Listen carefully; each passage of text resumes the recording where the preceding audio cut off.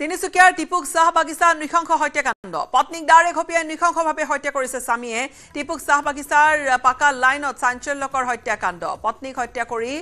বুধৰাম পাহাৰীয়াৰ আত্মসমৰ্পণ দীৰ্ঘদিনৰ পৰা পত্নীক চলা আহিছিল শাৰীৰিক অত্যাচাৰ পত্নীক হত্যা কৰি কম্বলেৰে ঢাকি থলে মৃতদেহ পত্নীক হত্যা কৰাৰ পিছতে পানীৰে ধুইছিল আনকি ৰক্তাক্ত দাখন পত্নীক হত্যা কৰাৰ পিছতে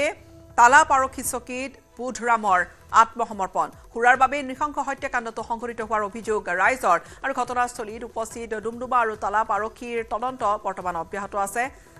আৰু মহিলাগৰাকীৰ মৃতদেহ উদ্ধাৰ কৰিছে মৰণোত্তৰ পৰীক্ষাৰ বাবে প্ৰেৰণ কৰিছে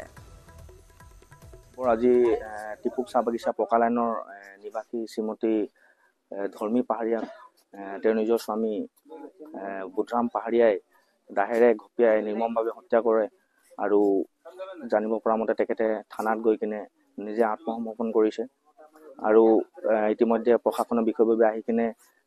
তেওঁলোকৰ তদন্ত প্ৰক্ৰিয়া আৰম্ভ কৰিছে আৰু